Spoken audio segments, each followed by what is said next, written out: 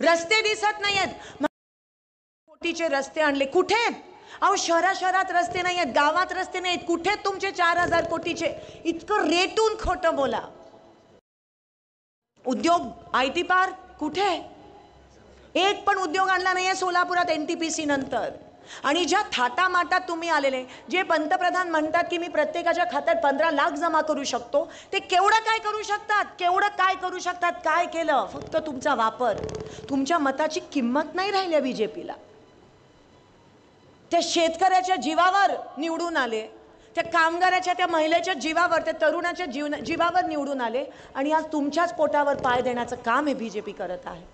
GSTचा राक्षस, महागाई, दुष्काळात 13वा महिना, अशी परिस्थिती निर्माण झाली आज माझ्या सोलापुरात.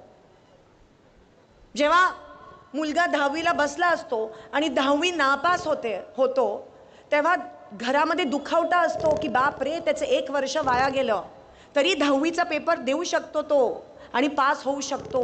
पण सोलापूरचं काय? 10 वर्ष मागे गेलं सोलापूर. कोण जबाबदार? आणि अजूनही येतात तुमच्या समोर आणि काय म्हणतात? उमेदवाराच्या चेहऱ्याकडेच बघू नका. किती फसवणार, अजून किती फसवणार? आणि म्हणून काँग्रेसची आणि महाविकास आघाडीची गरज आहे. कारण का ज्यांना तुम्ही सत्ता दिली त्यांनी लोकसभेमध्ये जाऊन काहीही केलं नाही. त्यांनी खासदारकी वाया घालवली, लोकशाहीचा अपमान केला, तुमचा अपमान केला. केवढं काय करू शकले असते, केवढं काय बोलू शकले असते, पण नाही, त्यांनी वाया घालवली. आणि म्हणून महाविकास आघाडीची गरज आहे. त्यांच्या पक्षात तर ते बोलत नाहीत ना, हुकुमशाही आहे. लगेच बोलले तर ईडी बीडी लावतात त्यांच्या मागे. उद्धव साहेब, सोलापुरात तर विचारू नका, मागच्या 3 दिवसापासून त्यांना माहिती आहे की जनमत त्यांच्या सोबत नाही आहे, तर फोन कॉल करतायत आणि धमक्या देत आहेत. ईडी करीन, कारखाना सील करीन,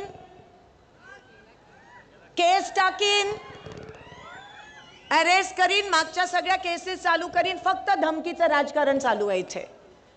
म्हणजे कसं? म्हणजे त्यांचे नेते असे धमकी देत आहेत, मोठे मोठे नेते. अहो महाराष्ट्रात चालवा, इकडे धमकी काय देत बसलायत? आणि सोलापूरची एकी बिघडवली ना तर खबरदार. हे 4 हुतात्म्यांचं शहर आहे.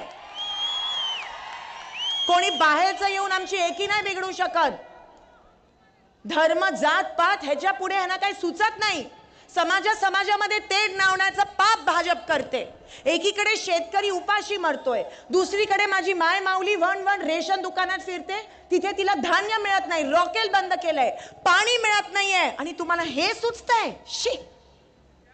लोकांमध्ये तेढ, महागाई, 300 रुपयाचं 1200 रुपये, कसं काय जगतोय माझा कामगार, आणि तुम्हाला हे सुचतं? आदम मास्टर साहेबांनी कष्ट करून घरं आणलेली, त्याचं पण आयत्या वेळात नागोबा.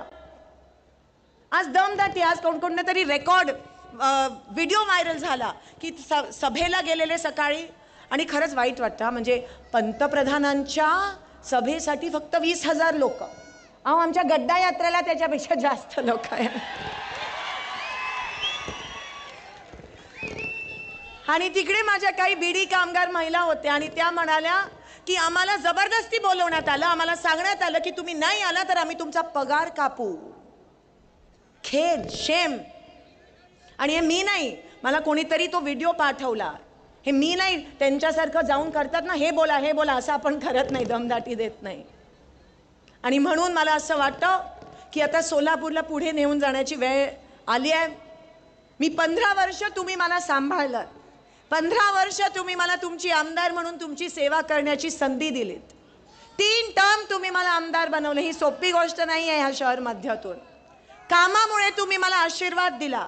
आज तुमचं आणि माझं नातं हे आमदार आणि मतदाराचं नाही आहे, एका भावाचं आणि बहिणीचं नातं आहे, एका आईचं आणि एका लेकीचं नातं आहे.